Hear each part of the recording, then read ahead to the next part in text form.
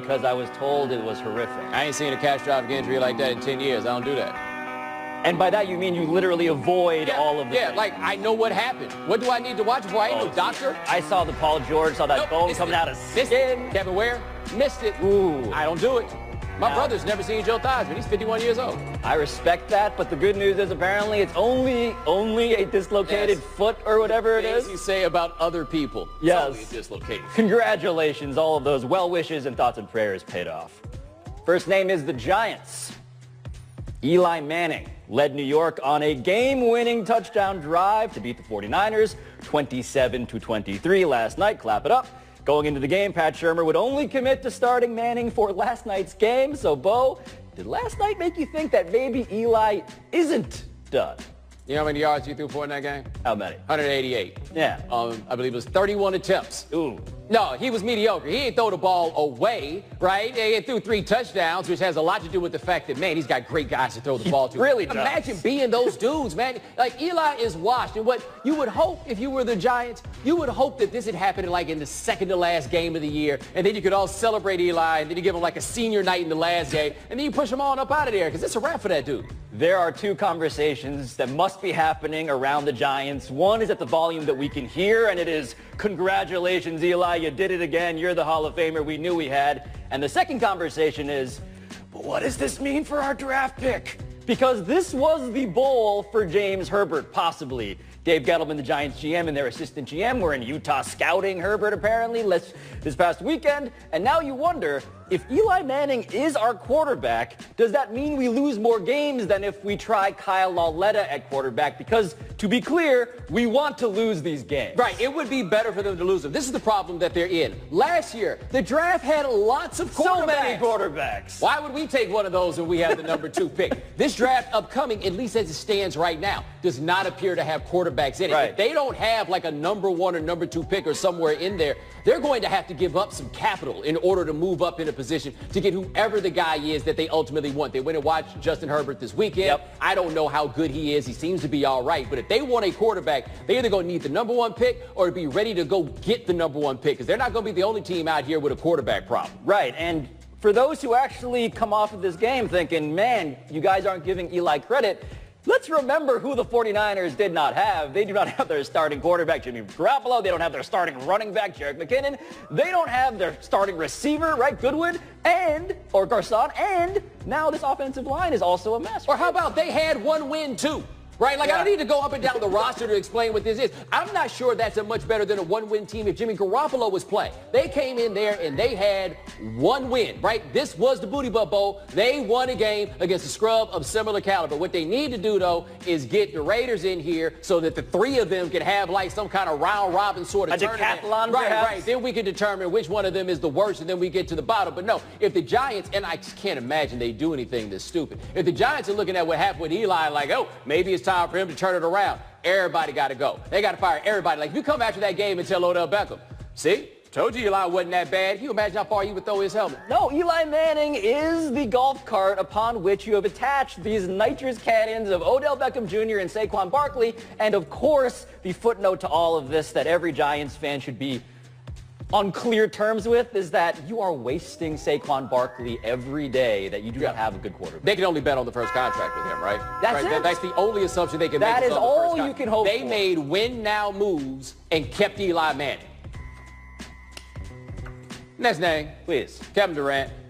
KD and Draymond Green had a heated exchange after the last play in regulation against the Clippers. Let's look at how this went down. Now, they were down 10 in the 4th quarter, had a crazy comeback in order to tie the score. Like, this looked like it was going to be one of those miracle, like, no lead. Yes, old school Warriors. You may have seen Kevin Durant wanting the ball. No. He did not get the ball.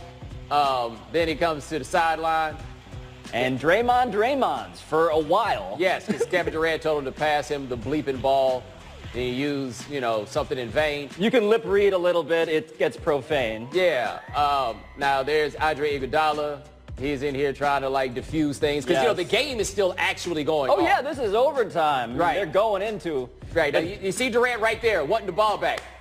I got to say this on Durant's part, though. You should have got the ball right then. Well, he was angling for that rebound, and Draymond. Yeah, Draymond didn't go get that ball to give it to somebody else. Like, if you wanted that, you needed to go get it. The wild part about this, after it's all said and done, DeMarcus Cousins. Peacemaker in this situation. Also, Klay Thompson was not happy. But, Pablo, what did you think as this was happening? So I thought that this looked bad, but I had no idea of the depth of badness because we now have the story from Woj and Mark Spears, our colleagues, and they say that this is as bad, or this is among the worst turmoil in the locker room type of episodes that this team has had. And I think of Kevin Durant here because as I was watching this and watching it unfold on the internet, everybody kind of went to the logical place, which is Kevin Durant's out of there. He doesn't want to be here, blah, blah, blah. But if you're Kevin Durant and Draymond does that to you, I empathize with you, man, because that should have been your play, and I get it if you're super frustrated. Well, also, again, Klay Thompson was like, what are you doing? They all seem to be looking at Draymond. Teammates seem to side what against are you Draymond. doing? But I think one thing about the Warriors that has been interesting is that since they seem to be, like, they seem to like a nice suburban high school team that's really, really good, right? Like, that is kind of the image they have that effect sometimes. But as a result, we tend to look at them as like they're not humans, as though they're not like basketball players with egos. Kevin Durant wants to be running something. Like, it seems that one frustration he would have with being on that team is that it's always going to be Steph Curry's team. Steph Curry isn't there anymore. But guess what? In Draymond Green's mind, if Steph Curry is not there, this is also Draymond Green's team. But even with that being the case, it shouldn't be Draymond Green's shot if Kevin Durant is an option. No, and the other infuriating part of this for Kevin Durant is that you could look at this and say, this is just another line in Steph Curry's MVP resume. Because when that guy is around, we don't see this happening. And of course, there is the human psychoanalysis, interpersonal dynamic stuff, which is always complicated. But when Steph is there, the team does have an identity. Our system is to play around this guy. And by the way, this guy would have been the guy to chuck up a 40-foot three as time was expiring. Or maybe get it to Kevin Durant, right? Like if that were the play, he would make it. One thing that's interesting to note this year, and I want to see if Kevin Durant winds up paying attention to this or anybody else really does. We have seen in previous couple of years that when they did not play with Kevin Durant, just Steph Curry, they looked like the Warriors of old. When they played with Kevin Durant and not Steph Curry, they were really good, but they weren't that team. Not that team. This year, it looks a little bit different. When Kevin Durant is on the floor and Steph Curry is not, what are the numbers? The gap is bigger, right? The difference, when you take Kevin Durant off, the drop-off that you have is greater than the drop-off this year when you take Steph Curry out of there. Like, they have been excellent with Kevin Durant out there, and that's in spite of Steph Curry shooting, almost 50% almost from three? 50 from three, and this all adds up if we may go to the place that maybe Kevin Durant doesn't want to go, to Kevin Durant getting out of here, because you know where he gets that shot? This city. Or anywhere else. Other than with the Lakers, Kevin Durant gets that shot. Last name, Nathan Peterman. The Bills have officially waived their 2017 fifth-round pick, ending his era in Buffalo. And, Bo, let me ask you this. How will you remember the Peterman?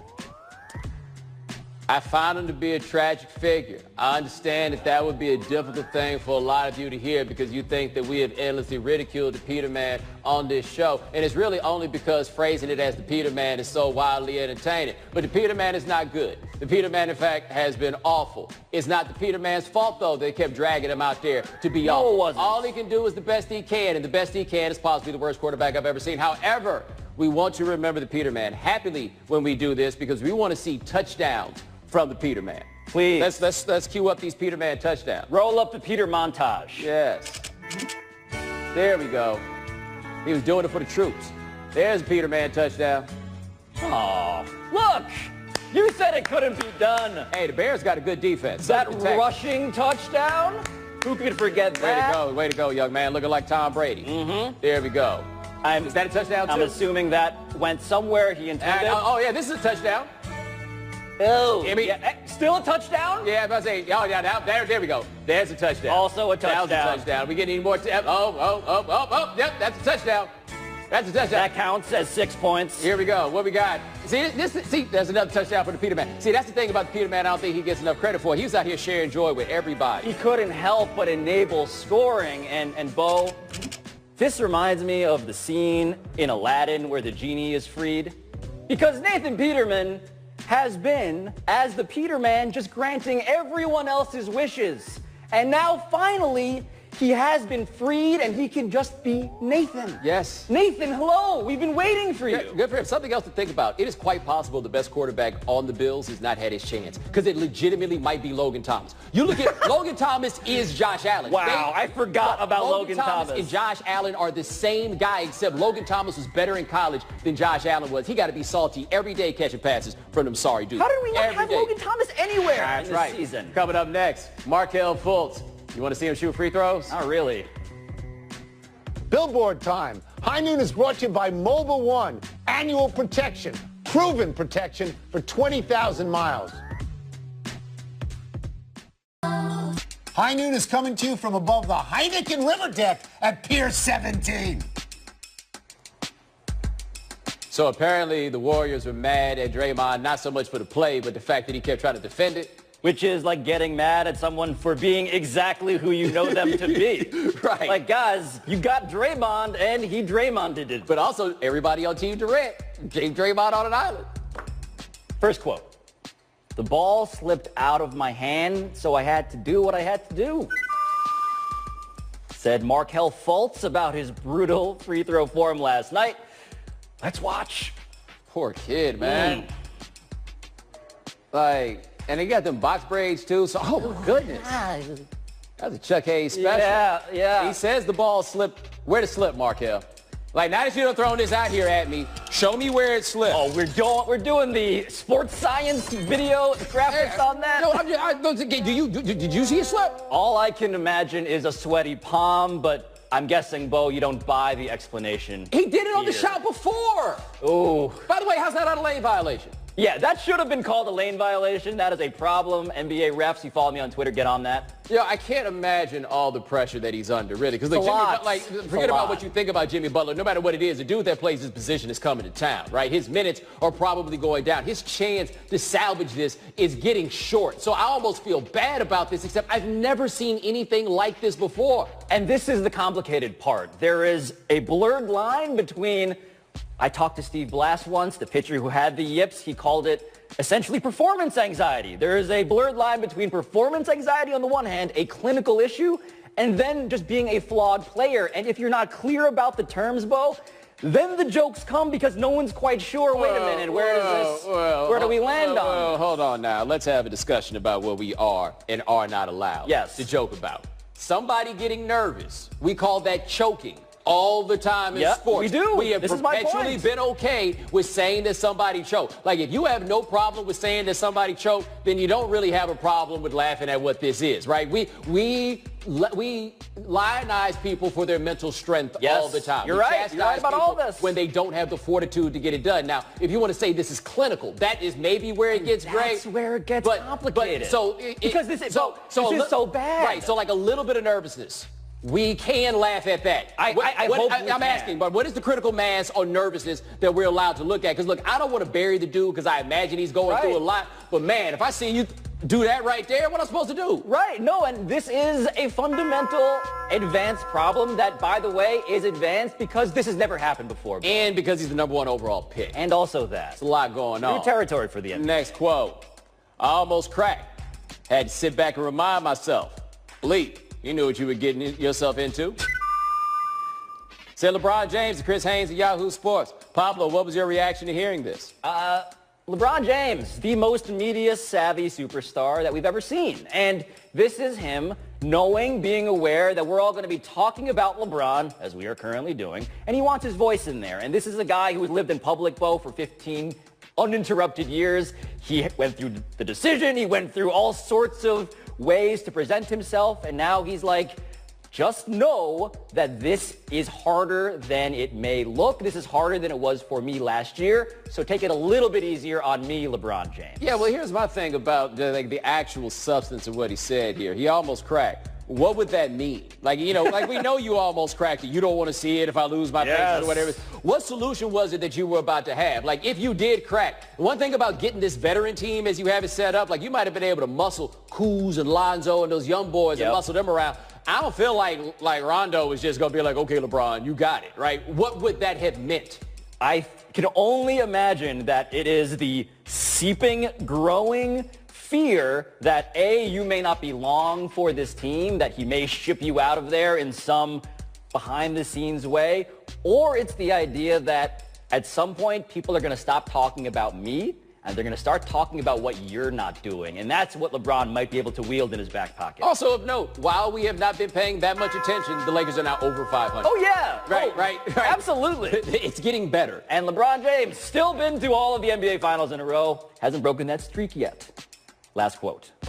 Marvin Lewis announced Hugh Jackson will join the Bengals coaching staff as special assistant to the head coach.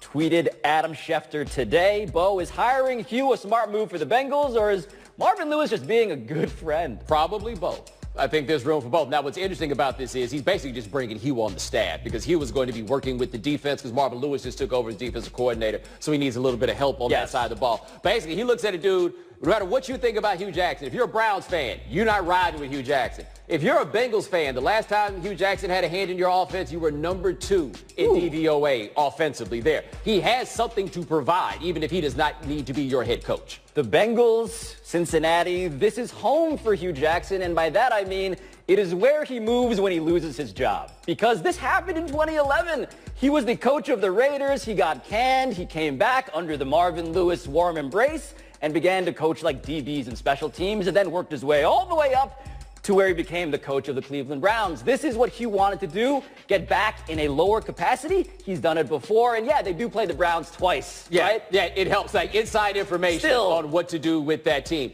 I imagine he is going to be booed unmercilessly when they take that trip to Cleveland. Yes, people aren't a fan of Hugh Jackson in Cleveland, but Cincinnati, what bad feelings do you really have against they could not. All right, coming up next. Somebody saying I look like Stringer Bell. And I look like someone else. That really happened. Download this show as a podcast, Bomani's too. Check out mine too if you can figure out who I am. So Terrell Pryor got released by the Bills. Another gentleman certain that he's a better quarterback than anybody they kept on the team. How did they not give him a shot? Brandon Beanie Man. Beanie Man, you're the GM. You got two dudes who could plausibly do the thing the last guy couldn't do, although I do miss you already, Nathan. Who?